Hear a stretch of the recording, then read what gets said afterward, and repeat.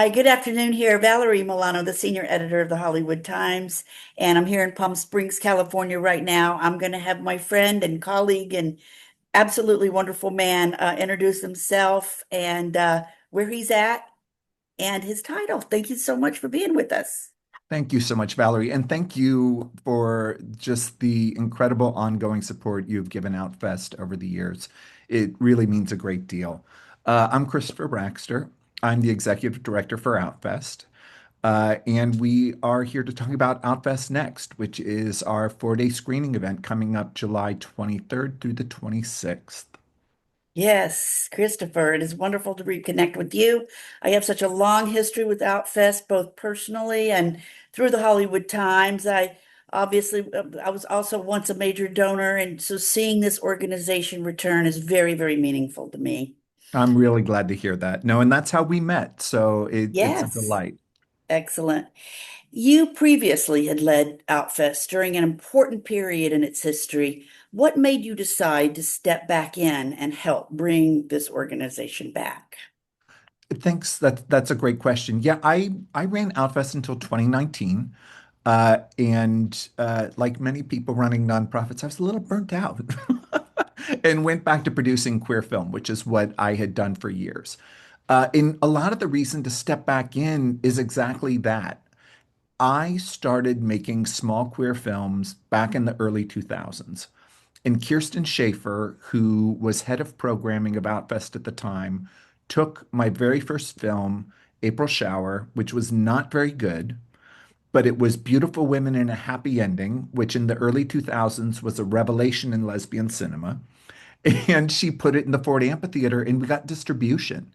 So I never would have had a start as a queer filmmaker. I never would have been able to make a second film if it hadn't have been for Outfest. And then Kirsten, and then later Kim Utani, who became director of programming when Kirsten Schaefer ran it, just continued to push me. So being a part of Outfest is incredibly important because I know firsthand just how important it can be in supporting filmmakers and making sure they have a career path, making sure our stories get told. So I couldn't miss the opportunity to make sure that Outfest continues to be here for the next me and the next you and all the others that need the support that Outfest brings.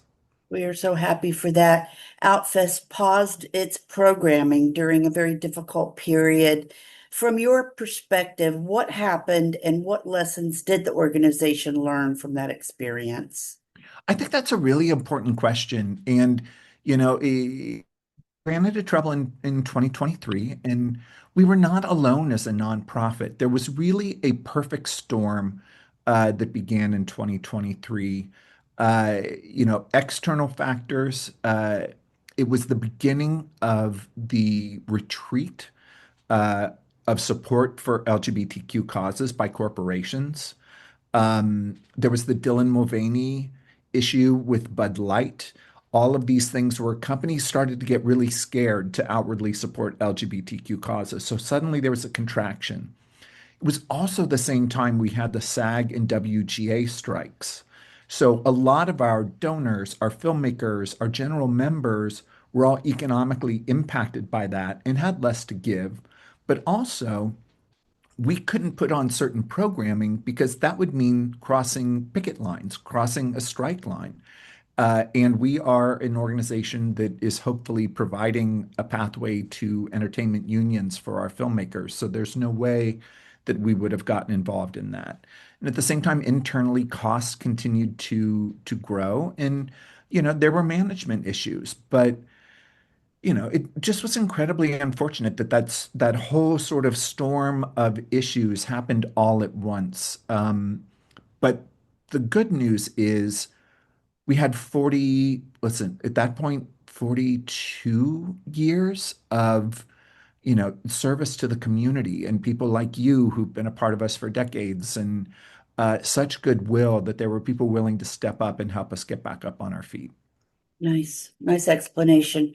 How are you rebuilding trust with filmmakers, employees, donors, longtime supporters, and of course, members of the LGBTQ plus community who may have been concerned about Outfest's future? Another great question. We started with transparency. When I first came back, we started with a series of really large town halls where we brought together groups of filmmakers, general audience members, various parts of our community, a lot of the donors who, we have donors who have been giving literally for 40 years, upon whose back Outfest was quite literally built because they made it possible. So it was our opportunity to really hear and listen to them, their issues, what was going on, their questions, what needed to be fulfilled. And we really did our best to be completely transparent. We stood up there in front of everybody, myself and our new board president at the time, Lucas Bailey, and really tried to answer everyone's questions and continued to be transparent as we moved forward. And we were really lucky. There were those stalwarts who stepped up and continued to support us financially while we put things back together.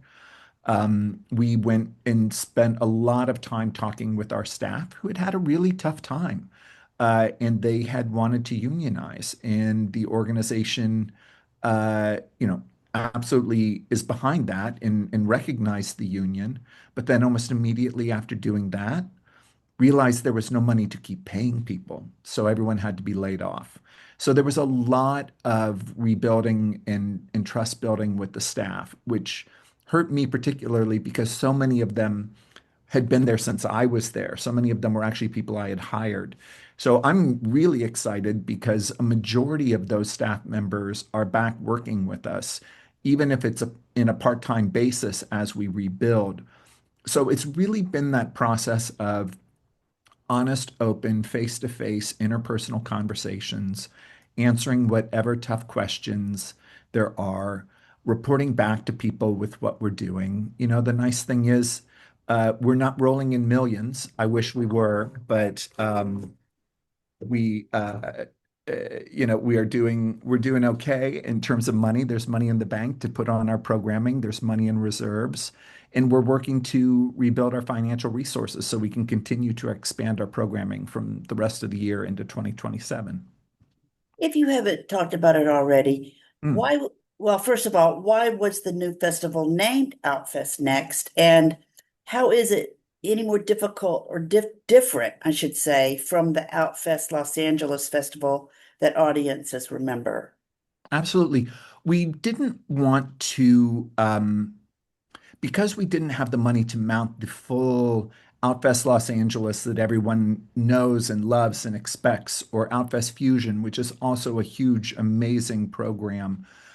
We didn't want to confuse people by using names that they had an expectation around. And Outfest Next really was to signal a new event that was manageable and we could put on, but also, to really say this is a part of what's coming next. Our next steps as an organization rebuilding, our next steps in terms of programming. And it sort of harkens back to our origin. Alpha started in 1982 on the campus of UCLA, and it was a group of students and some academics who, against the school's wishes, went and held a weekend long media summit. And it was really the birth of Outfest Los Angeles. So coming back to, a weekend long event and being a little more rabble-rousy and, embracing the protest of our stories was fun and interesting and exciting.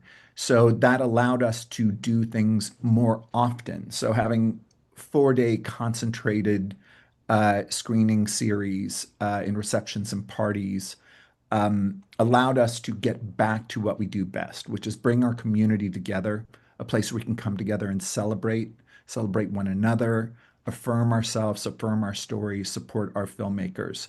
So that went really well. We did it last November.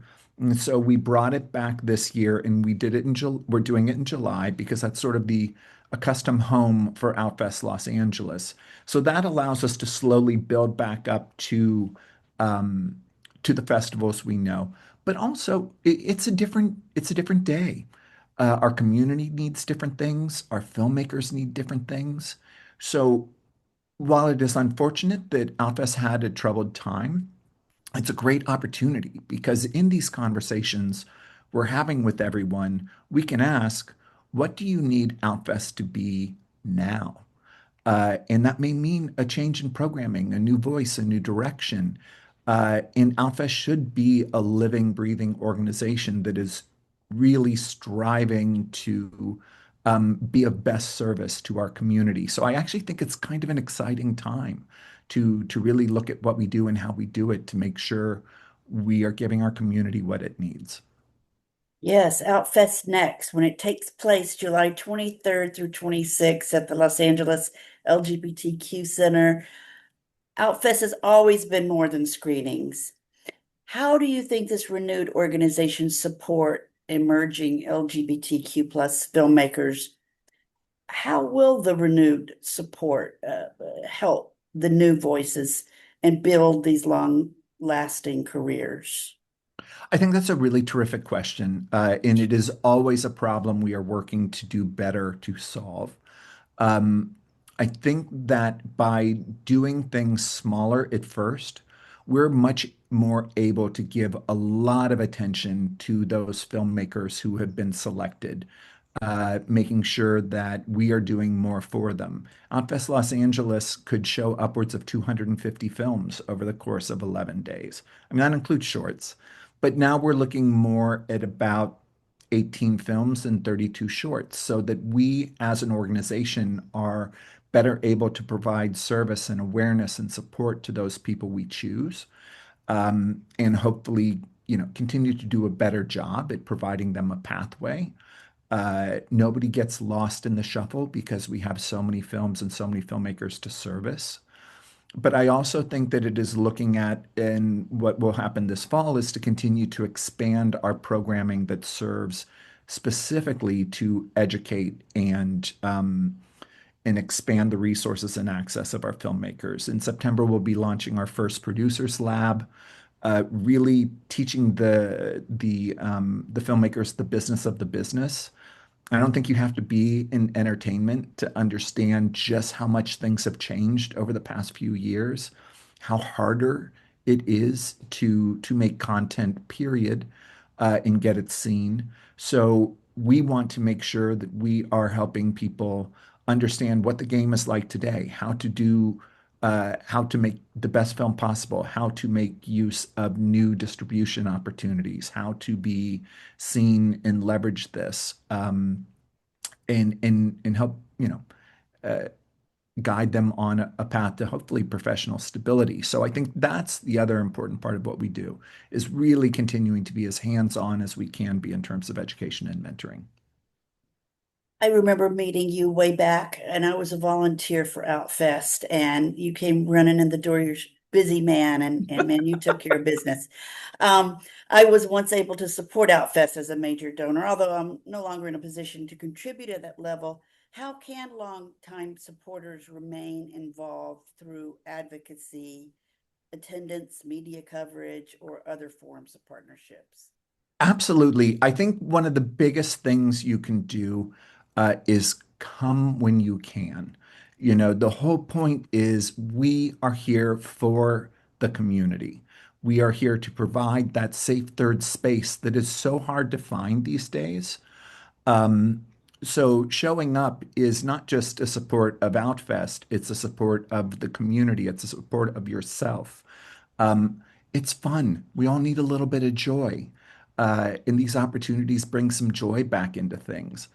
Obviously, as we rebuild, we hope to have more members, more donations.